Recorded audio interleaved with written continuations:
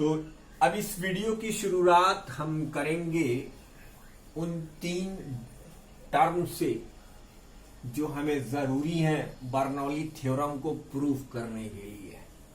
इस वीडियो की शुरुआत हम कर रहे हैं उन 3 टर्म से। आइए सबसे पहले देखते हैं इक्वेशन ऑफ कंटिन्यूटी क्या होता है। Equation of continuity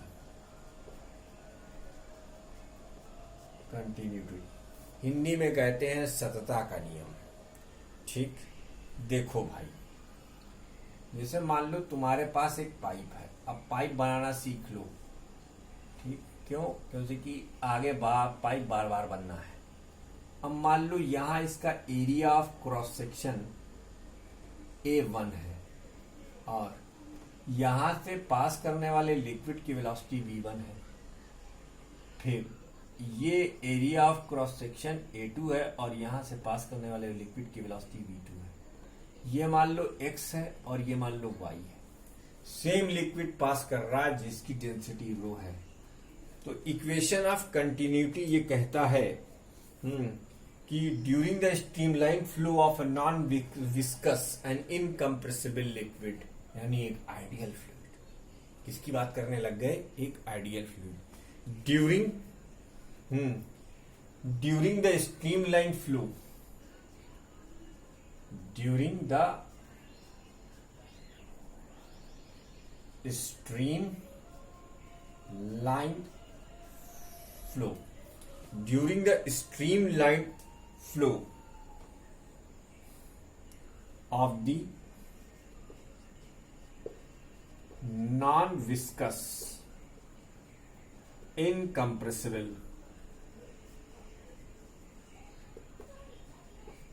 fluid, during the streamline flow of the non-viscous incompressible fluid through a pipe,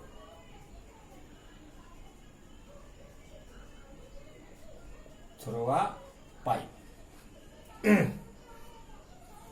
a pipe of varying cross section,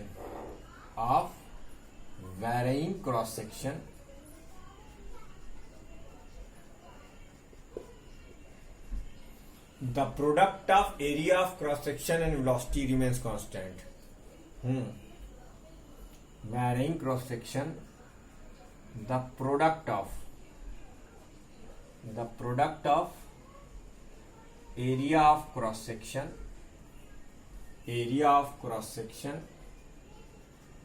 and velocity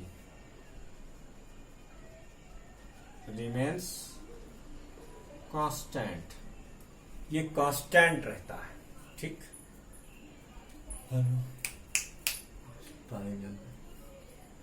remains constant, यानी area of cross section A और value V ये constant रहती है।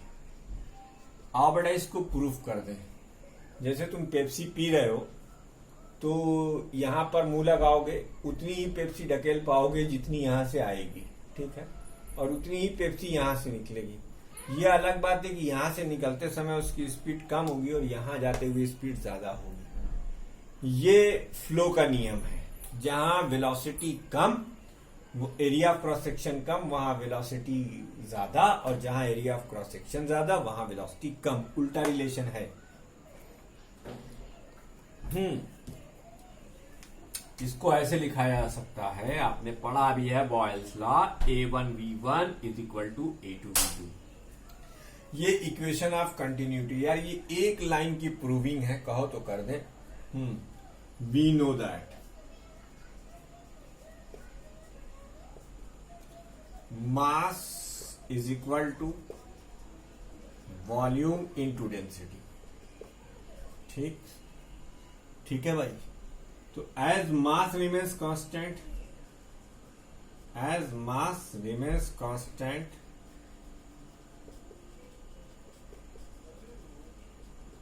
during the flow of ideal fluid, ये ideal की बात की जा रही है, रियल की बात नहीं। आइडियल फ्लूइड, पानी को आइडियल फ्लूइड मत समझ लेना। पानी तो अपने घर के फर्श पर गिराते हो तो फर्श गीला हो जाता है ना, अगर वो आइडियल होता तो गीला ना होता। Flow of ideal fluid. हाँ, तो यहां तो mass at x is equal to mass at b, it implied that volume यानी A1V1, मास का फार्मूला वॉल्यूम इंटू डेंसिटी। अच्छा, ये वॉल्यूम पर सेकेंड है बेटा, ये वॉल्यूम पर सेकेंड है, is equal to A2V2 into rho. लो प्रूव हो गया, A1V1 is equal to A2V2।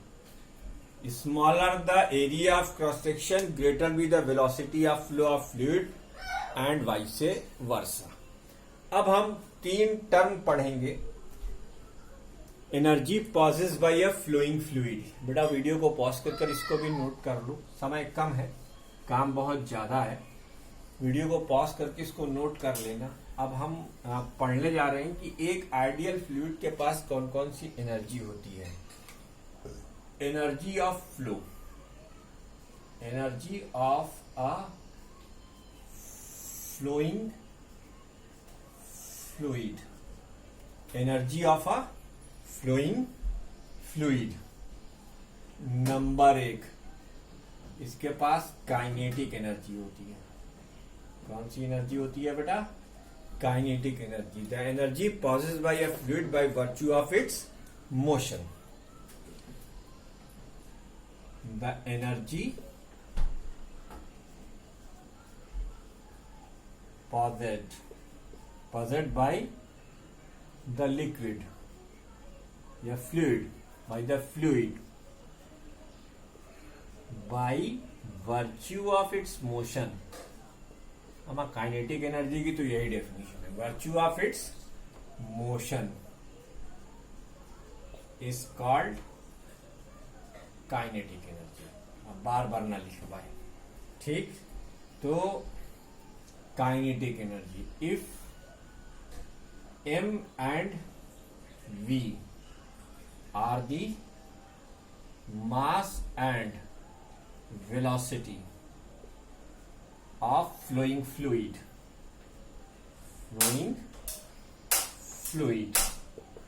तो भैया काइनेटिक एनर्जी का फार्मूला क्या हो जाएगा? काइनेटिक एनर्जी का फार्मूला हो जाएगा half of mv²।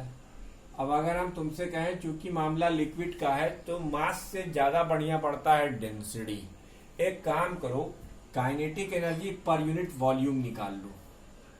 Kinetic energy per unit volume, इसका मतलब 1/2m/v। ये बड़ा वाला v है और ये छोटा v है, v²। ये मास अपॉन वॉल्यूम क्या होता है? डेंसिटी होता है। इसका मतलब ये क्या हो गया? Half of ρv²।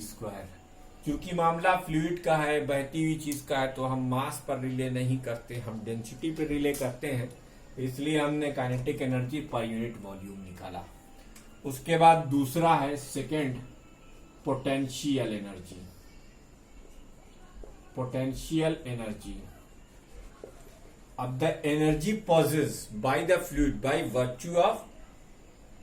Virtue of its position above the earth surface. The energy possessed by the fluid by virtue of its position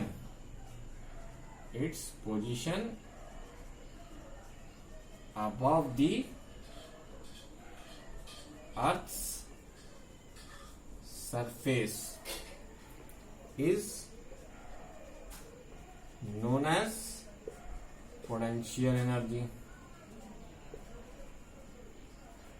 ठीक, तो इफ अब वही फ्लूइड तो है जिसके लिए मास m लिए रहे हो, तो पोटेंशियल एनर्जी का फार्मूला m × g × h। तो अब ये भी बताना पड़ेगा, ये मास है, acceleration due to gravity × h। अब लेकिन चूंकि हमें मास से मतलब नहीं है, हमें लिखना होगा p पर यूनिट वॉल्यूम, P पर यूनिट वॉल्यूम, तो यह m/v × g × h, ये हो गया ρgh। तो फ्लोइंग फ्लूइड की काइनेटिक एनर्जी हाफ ρv² होती है और फ्लोइंग फ्लूइड की पोटेंशियल एनर्जी ρgh होती है। तीसरी एनर्जी, क्योंकि फ्लूइड है तो प्रेशर एक्सर्ट करेगा, लिक्विड है तो प्रेशर एक्सर्ट करेगा, तो बेटा ये दोनों एनर्जी नोट करो, तीसरी भी बताता हूं।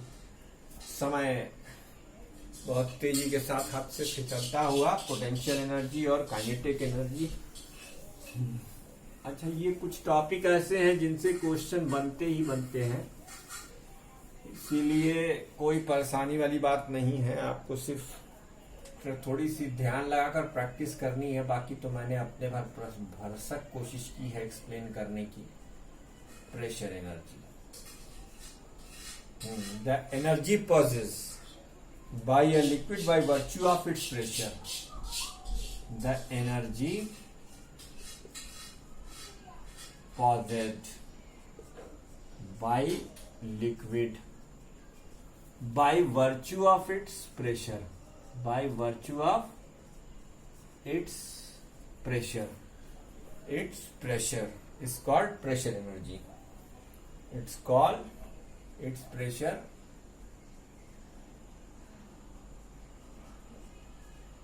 is called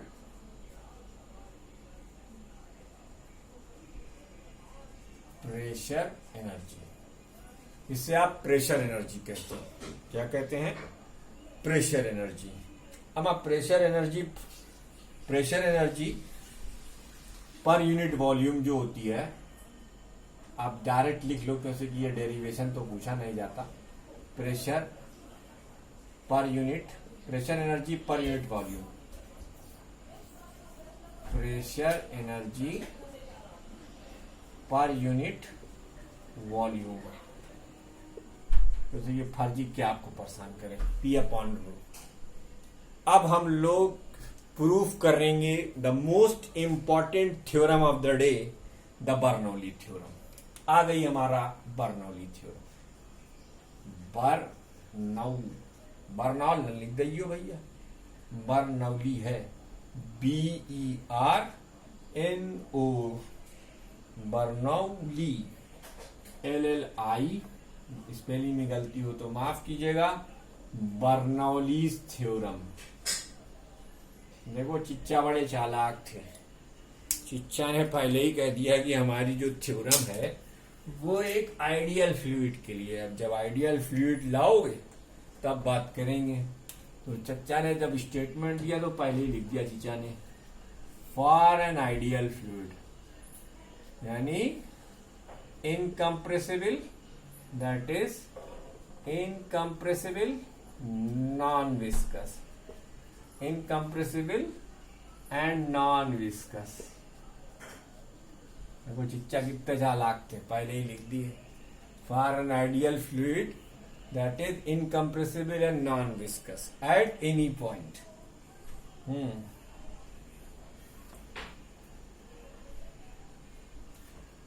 for an ideal fluid at any point, the sum of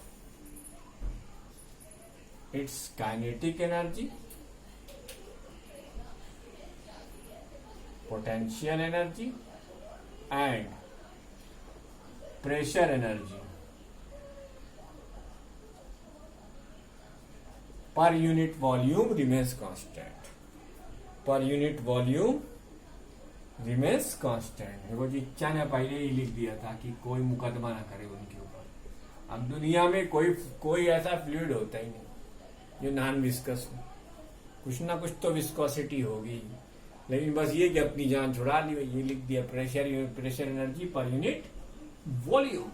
अच्छा साहब, तो आप जानते हैं kinetic energy per unit volume आप ये लिख के आए हैं अभी, हाफ ρv²। फिर पोटेंशियल एनर्जी आप लिख कर आए हैं ρgh, और फिर प्रेशर एनर्जी आप लिख कर आए हैं P/ρ, पर वह लिखी है इज इक्वल टू कांस्टेंट।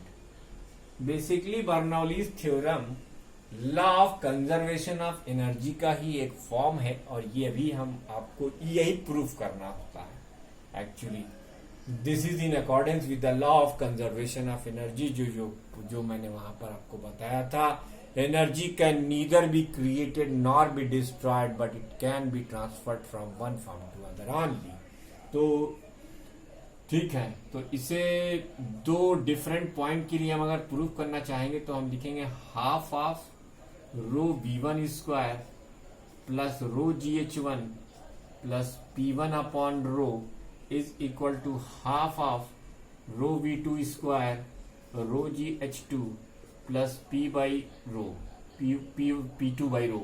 ठीक, ये हमें प्रूफ करना है। जो अगले व्हाइट बोर्ड पर होगा इसको आप नोट कर डालिए फटाफट। है तो बर्नौली थ्योरम क्या है? This is the law of conservation of energy. यह और कुछ नहीं है, बस कहने का अंदाज जरा अलग है और कहा सिर्फ फ्लूइड के लिया गया है, वो भी incompressible and non viscous. This is the law of conservation of energy. ये एनर्जी कंजर्वेशन का लॉ है बेटा। ठीक है, this is the law of conservation of energy. आओ इसको प्रूफ करते हैं, बहुत इसको प्रूफ करते हैं। नोट कर डालो इसको फटाक से, वीडियो को पॉज